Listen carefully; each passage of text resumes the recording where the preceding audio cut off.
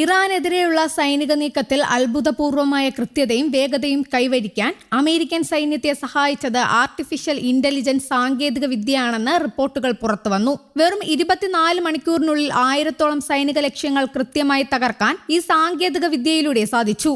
Anthropic എന്ന കമ്പനിയുടെ Claude എന്ന AI മോഡലാണ് അമേരിക്കൻ സൈന്യം ഇതിനായി ഉപയോഗിച്ചത്. ലക്ഷ്യസ്ഥാനം കണ്ടെത്തുന്നത് മുതൽ ആക്രമണം നടത്തുന്നതുവരെയുള്ള കിൽ ചെയിൻ പ്രക്രിയയുടെ ദൈർഘ്യം കുറയ്ക്കാൻ AI സഹായിച്ചു. ജനുവരിയിൽ വെനിസ്വേലൻ പ്രസിഡന്റ് നിക്കോളസ് മഡുറോയെ പിടികൂടാനുള്ള നീക്കത്തിലും ക്ലോഡ് AI ഉപയോഗിച്ചിരുന്നു. എന്നാൽ തങ്ങളുടെ സാങ്കേതിക വിദ്യ ആയുധ നിർമ്മാണത്തിനോ ആക്രമണത്തിനോ ഉപയോഗിക്കരുതെന്ന നിബന്ധന ലംഘിച്ചതിനെ ആന്ത്രോപിക് എതിർത്തു. ഇതോടെ കമ്പനിയെ റാഡിക്കൽ ലെഫ്റ്റ് AI കമ്പനി എന്ന് വിശേഷിപ്പിച്ച് പ്രസിഡന്റ് ഡൊണാൾഡ് ട്രംപ് ആന്ത്രോപിക്കുമായുള്ള എല്ലാ ബന്ധങ്ങളും വിച്ഛേദിക്കാൻ ഉത്തരവിട്ടു. എന്നിരുന്നാലും മറ്റൊരു മികച്ച AI സംവിധാനത്തിലേക്ക് മാറുന്നതുവരെ അടുത്ത 6 മാസത്തേക്ക് കൂടി ആന്ത്രോപിക്കിന്റെ സേവനം തുടരുമെന്ന് US യുദ്ധകാര്യ സെക്രട്ടറി പീറ്റ് ഹെഗ്സെറ്റ് വ്യക്തമാക്കി.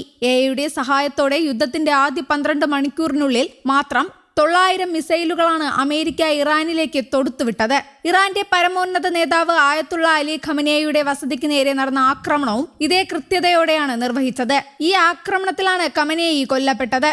പാലന്റീർ എന്ന യുദ്ധ സാങ്കേതിക കമ്പനിയുമായുള്ള പങ്കാളിത്തത്തിലൂടെയാണ് അമേരിക്കൻ സൈന്യം ക്ലോഡ് AI പ്രയോജനപ്പെടുത്തുന്നത്. മാവൻ സ്മാർട്ട് സിസ്റ്റത്തിൽ ഉൾപ്പെടുത്തിയിരിക്കുന്ന ഈ AI ഉപഗ്രഹങ്ങളിൽ നിന്നും നിരീക്ഷണ ക്യാമറകളിൽ നിന്നുമുള്ള വിവരങ്ങൾ വിശകലനം ചെയ്ത് തത്സമയ ലക്ഷ്യസ്ഥാനങ്ങൾ സൈന്യത്തിന് നൽകുന്നു. ഓരോ ലക്ഷ്യസ്ഥാനത്തിനും അനുയോജ്യമായ ആയുധം ഏതാണെന്നും നിലവിലുള്ള ആയുധ ശേഖരം എത്രയാണെന്നും കണക്കാക്കി നിർദ്ദേശങ്ങൾ നൽകാൻ ഈ സംവിധാനത്തിന് കഴിയും. മനുഷ്യ ചിന്തയേക്കാൾ വേഗത്തിൽ തീരുമാനങ്ങൾ എടുക്കാൻ AI മെഷീനുകൾക്ക് സാധിക്കുന്നുണ്ടെന്ന് വിദഗ്ധർ ചൂണ്ടിക്കാട്ടുന്നു. ചരിത്രപരമായ യുദ്ധങ്ങളിൽ ആഴ്ചകളോ മാസങ്ങളോ എടുക്കുന്ന പ്രക്രിയകൾ ഇപ്പോൾ നിമിഷങ്ങൾക്കുള്ളിൽ പൂർത്തിയാക്കാൻ AI സഹായിക്കുന്നു. നിലവിൽ 20,000-ലധികം അമേരിക്കൻ സൈനിക ഉദ്യോഗസ്ഥർ മാവേൻ സിസ്റ്റം ഉപയോഗിക്കുന്നുണ്ട്. അമേരിക്ക AI ഉപയോഗിക്കുന്നതിനെതിരെ ഇറാൻ തിരിച്ചടി തുടങ്ങിയതായും റിപ്പോർട്ടുകളുണ്ട്.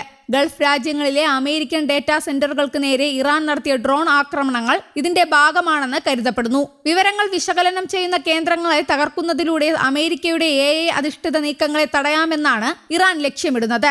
യുദ്ധക്കളത്തിൽ സാങ്കേതിക വിദ്യയുടെ ഉപയോഗം പുതിയ തലങ്ങളിലേക്ക് കടക്കുന്ന കാഴ്ചയാണ് പശ്ചിമേഷ്യയിൽ കാണുന്നത്. അതേസമയം 7ാം നാളും അയവില്ലാതെ തുടരുകയാണ് പശ്ചിമേഷ്യൻ യുദ്ധം. ഇറാനിലെ പടിഞ്ഞാറൻ മേഖലകളിൽ വ്യാപക വ്യോമാക്രമണമാണ് ഇസ്രായേൽ നടത്തിയത്. വ്യോമ പ്രതിരോധ സംവിധാനങ്ങളടക്കം തകർത്തു എന്നും റിപ്പോർട്ടുകളുണ്ട്. ടെഹ്റാൻ അടക്കമുള്ള മേഖലകളിൽ വൻ സ്ഫോടനമാണ് ഉണ്ടായത്.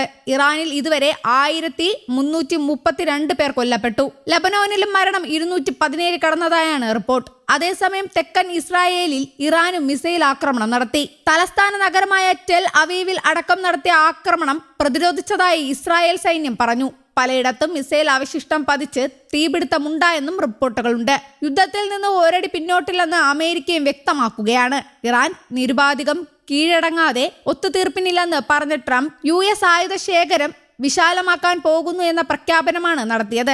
അത്യാധുനിക ആയുധങ്ങളുടെ നിർമ്മാണം 4 ഇരട്ടിയായി വർദ്ധിപ്പിക്കാൻ പ്രതിരോധ നിർമ്മാണ കമ്പനികളുമായി ധാരണയായെന്ന് പ്രഖ്യാപിച്ചിരിക്കുകയാണ് ട്രംപ്. പ്രമുഖ പ്രതിരോധ നിർമ്മാണ കമ്പനികളുടെ തലവന്മാരുമായി നടത്തിയ കൂടിക്കാഴ്ചയ്ക്ക് ശേഷമാണ് ട്രംപിന്റെ പ്രഖ്യാപനം. ഇറാന്റെ ഡ്രോൺ ആക്രമണങ്ങളിൽ പ്രതിരോധം ശക്തിപ്പെടുത്തുന്നതിനായി അമേരിക്കയുടെ ആന്റി ഡ്രോൺ സംവിധാനം മെറോപ്സ് ഉടൻ മിഡിൽ ഈസ്റ്റ് മേഖലയിൽ വിന്യസിക്കുമെന്ന് US സൈനിക ഉദ്യോഗസ്ഥൻ പറഞ്ഞു.